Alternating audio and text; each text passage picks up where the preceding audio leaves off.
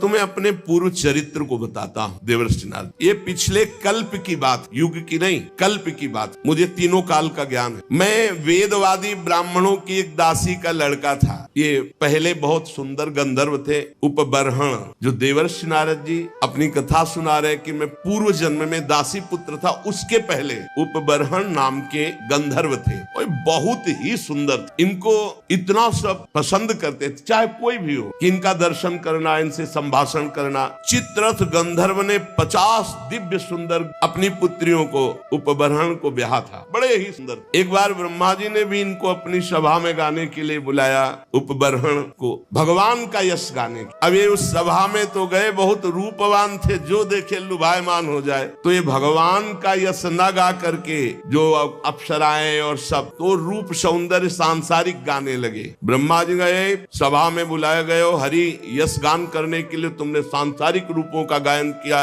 इसलिए तुम दंड के अधिकारी हो, जाओ नीच योनि को प्राप्त हो। तुम्हें गर्व है अपने इस रूप का, जाओ तुम नीच योनि को प्राप्त। शाप सुनते तत्काल शरीर क्षीण हो गया, नष्ट हो गया। और ये कालांतर में द्रुमिल गोप की पत्नी कलावती के गर्भ से प्रकट हुए। किसी कारण से द्रुमिल गोप जब पधार गए तो कलावती इनको एक लेकर, साधु सेवी ब्राह्मण थे, उनके यहाँ दासी भाव से रहकर इनका पालन पोषण करने लगे। तो वही कह रहे हैं कि मैं पिछले कल्प के अपने पूर्व जीवन में वेदवादी ब्राह्मणों की एक दासी का लड़का था। वर्षा ऋतु में चातुर्मास जैसे चल रहा है तो महात्मा जन एक स्थान पर 4 महीने टिकते, प्रायः ऐसा पहले से वो स्थान देख लेते थे कि जहाँ 4 महीना भिक्षा मिलेगी, और वो 4 महीना वर्षा में एक जगह रहते थे।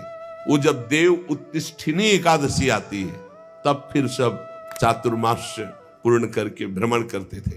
तो ऐसा ही उन ब्राह्मण के यहाँ चातुर्मास करने बड़े महात्मा जन आए। तो उन ब्राह्मण ने मुझको, मेरी बाल्यावस्था थी, देवर्षि नारद जी कह रहे, उन संतों की सेवा में नियुक्त कर दिया। देखो, संत सभा में अपराध किया, ब्रह्मा जी की सभा संत ही सभा तो है, तो नीची गति को प्राप्त हुए। अब यहां संत सेवा तो सर्वोत्तम गति को प्राप्त होंगे। मुझे संत सेवा में नियुक्त कर दिया गया। ये बड़ा सौभाग्य होता है जब संत सेवा का अवसर मिले, उनके चरण धोने का, उनको परोस के पवाने का, उनकी जूठल पत्तल फेंकने का, उनकी पत्तल से जूठे किनका लेकर, बड़ा इससे जो भगवत प्रेमी महात्मा, ये संसारिक लोग उपहास करेंगे, न मत सुनना। यद्यपि मैं बालक था पर मैं संतों के सामने बहुत सौम्य होकर रहता, चंचलता नहीं करता। बालक था इसलिए हमारी इंद्रिय विषय भोग संबंधी कोई चेष्टा ही नहीं थी, और खेल कूद में मेरी रति नहीं थी। तो संत मुझे बहुत पसंद करते, क्योंकि शांत भाव रहना, उनकी आज्ञा में रहना, उनकी सेवा में। तो सब संत हमें सेवा देते, ए पानी ले आ, ए ऐसा। मेरा शील स्वभाव देखकर समदर्शी सब संतों ने हम पर बड़ी कृपा की।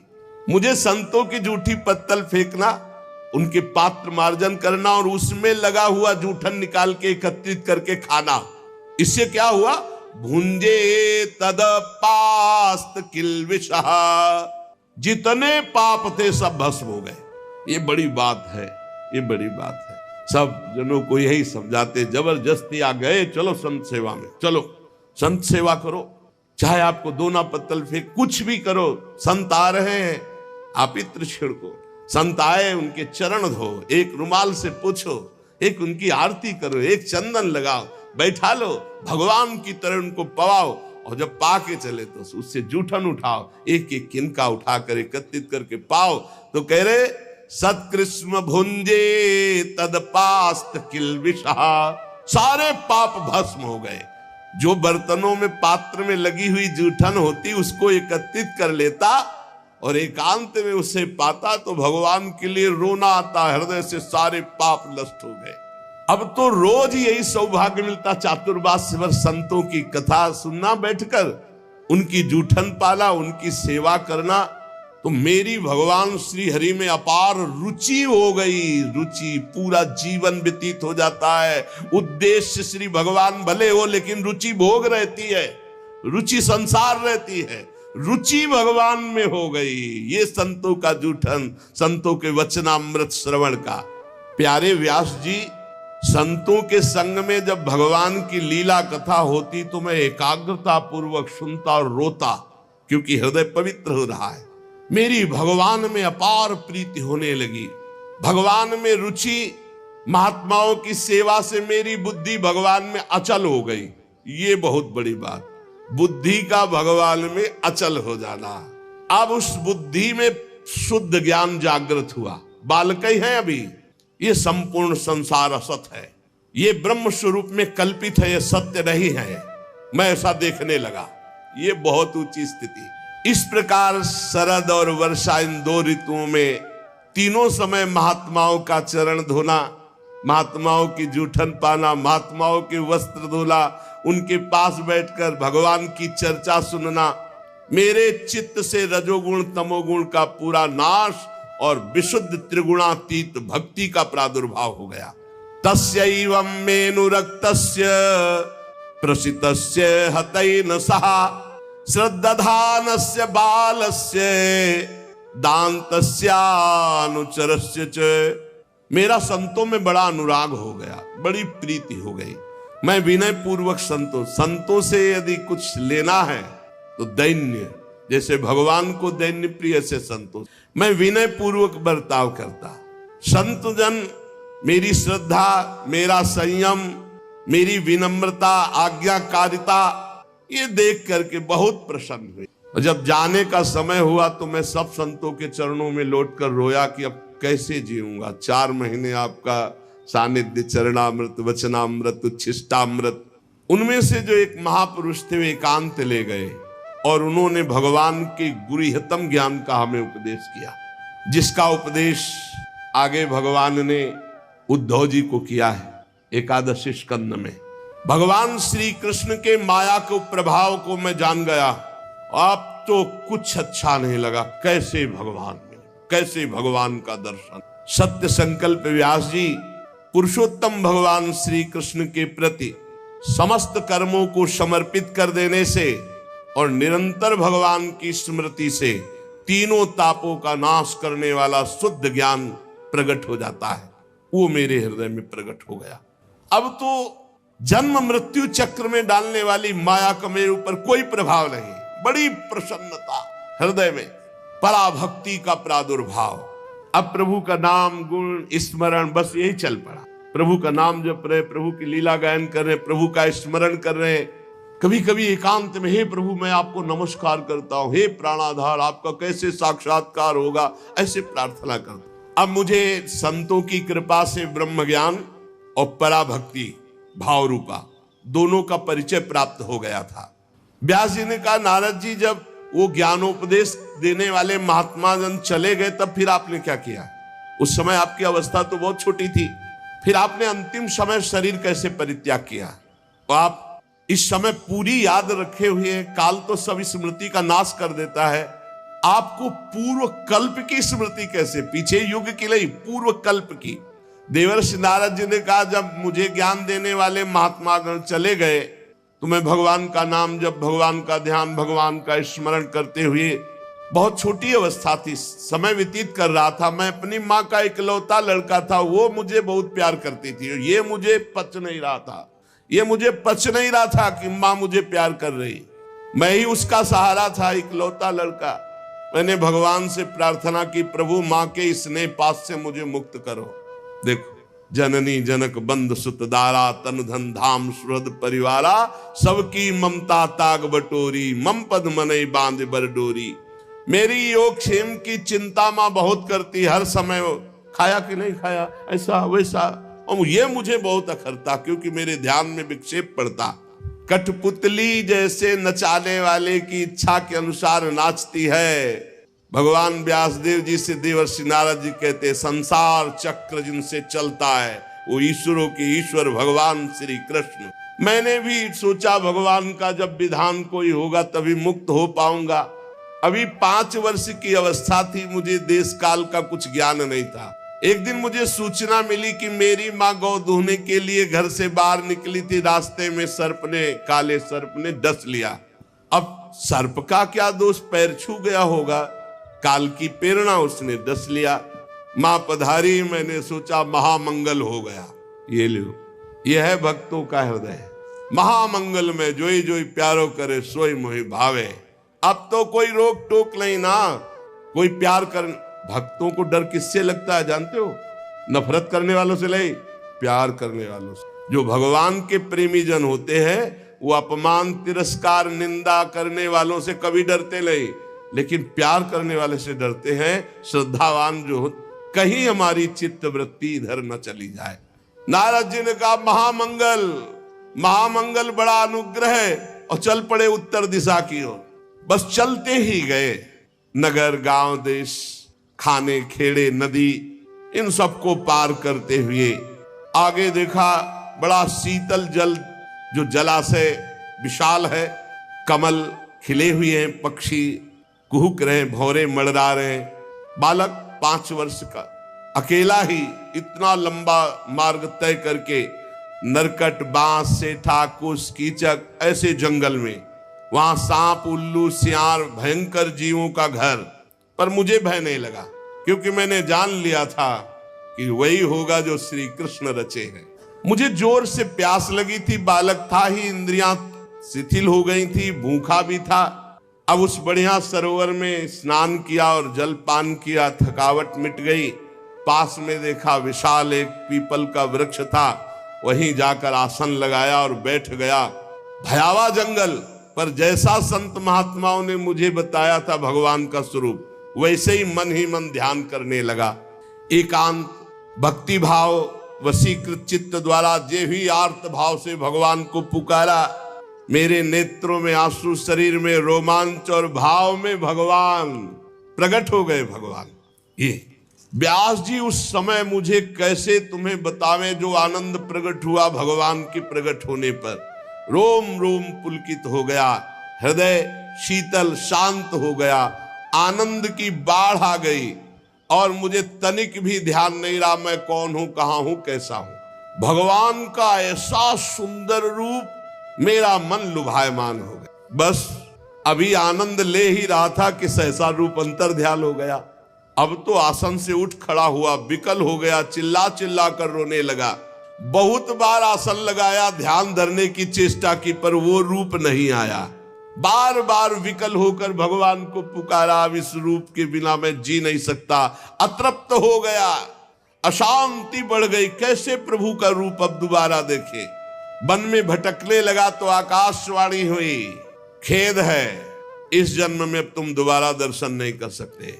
अध कचरे योगी को मेरा दर्शन असंभव। ये मैंने तुम्हारा चित्त लुभायमान करने के लिए अपनी तरफ से दर्शन दिया है। ऐ निष्पाप बालक, तुम बस इसी रूप का ध्यान करते हुए निरंतर मेरा नाम जप कर और शरीर की आयु पूरी होने का इंतजार कर। अब तुझे कोई वासना नहीं फंसा पाएगी।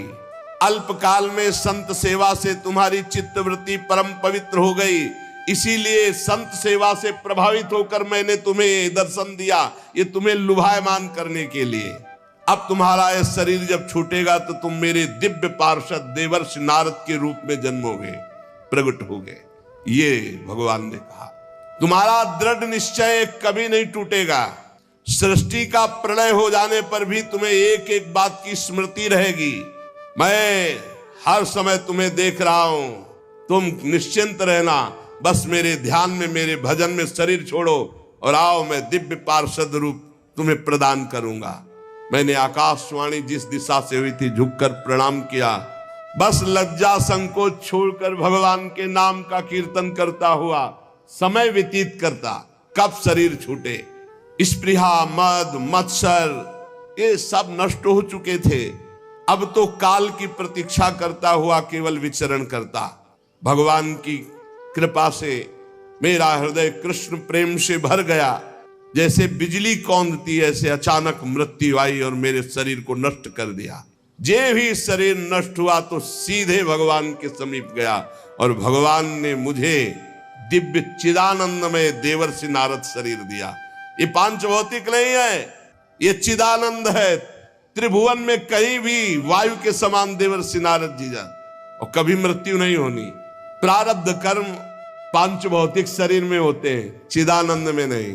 सबको चिदानंद मिलता है जो भगवान के निर्जन होते, जैसे दास्य, सख्य, वात्सल्य, गोपी, सहचरी, ये सब चिदानंद स्वरूप।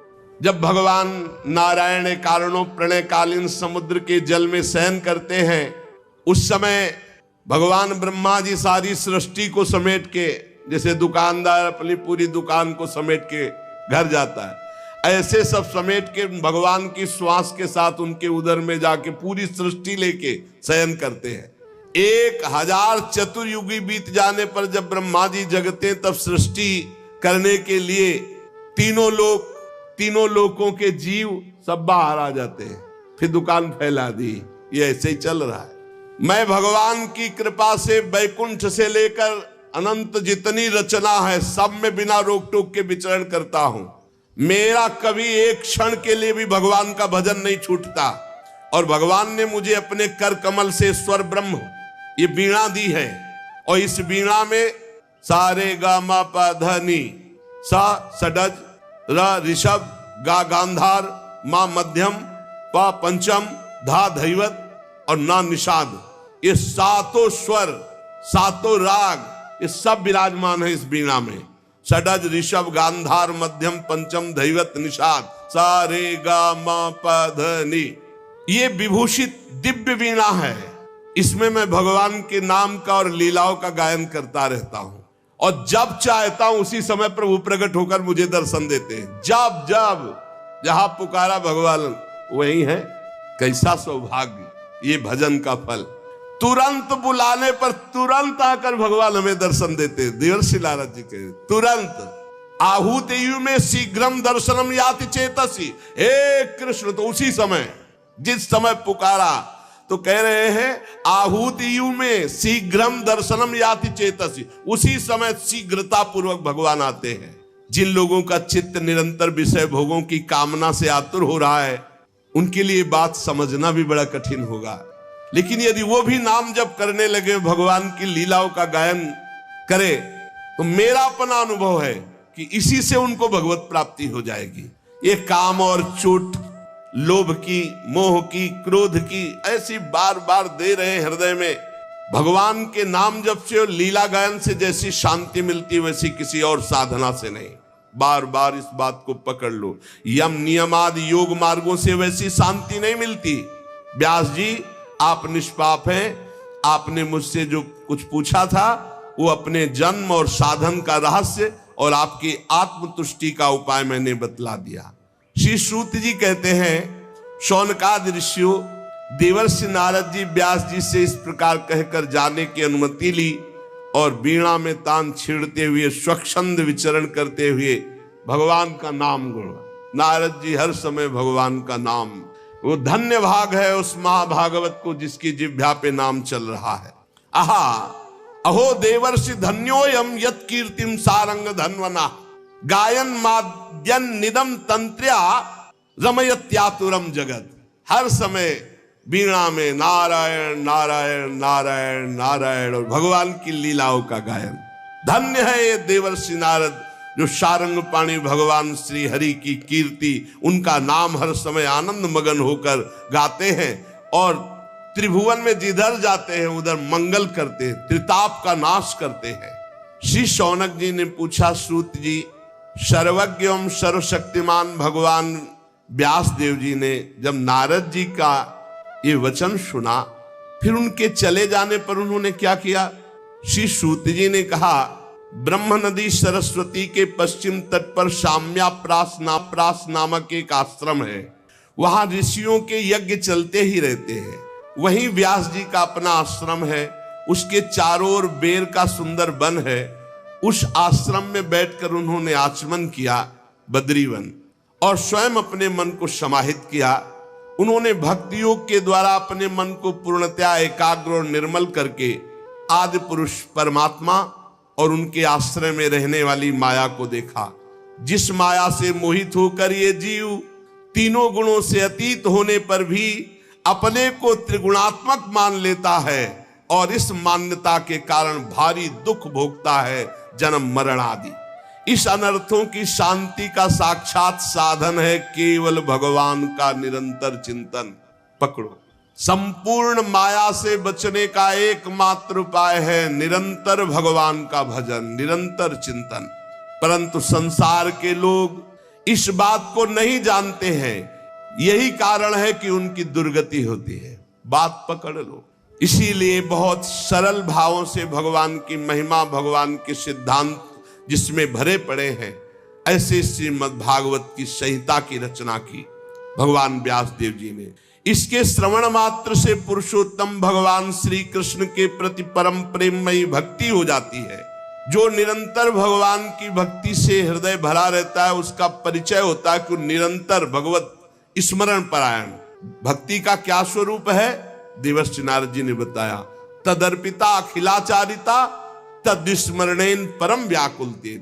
हर समय भगवान के स्मरण में इतना मगन है कि स्मरण छूटने का आभास मात्र हो जाए तो परम व्याकुल हो जाए, और हर आचरण भगवान को समर्पित। यही परम भक्ति योग है। जो ये भक्ति योग धारण करता है तो उसका शोक नष्ट हो जाता है, मोह नष्ट हो जाता है, भय नष्ट हो जाता है, विकार नष्ट हो जाते हैं, वो निर्विकार हो जाता है। इस महान भागवत संहिता को अपने प्रिय श्री सुखदेव जी को पढ़ा, क्योंकि यही अधिकारी दिखाई दिए भगवान व्यास देव जी। शौनक जी ने पूछा, सुखदेव जी तो अत्यंत निवृत्ति परायण है, वो आत्मा में रमण करते रहते हैं, उनको पढ़ने लिखने का ग्रंथ अभ्यास का कैसे भाव आ गया? 18,000 श्लोक पढ़े कैसे? वो तो अपने स्वरूप में रमण करते हैं। श्री सूत जी ने कहा, जो लोग वास्तविक ज्ञानी हैं, जिनकी अविद्या की गांठ खुल गई है, ऐसे आत्माराम पुरुष भी भगवान श्री कृष्ण की हेतु रहित भक्ति किया करते हैं, क्योंकि भगवान के गुण ही ऐसे हैं। भगवान के गुण बड़े बड़े सिद्ध आत्मारामों को भी आकर्षित कर लेते हैं। श्री सुखदेव जी तो भगवान के भक्तों के अत्यंत प्रिय और स्वयं भगवान वेद व्यास के पुत्र हैं। भगवान के गुणों ने उनके हृदय को अपनी ओर खींच लिया और वो विवश होकर के श्रीमद् भागवत का अध्ययन किया। श्री राधा वल्लभ लाल की जय।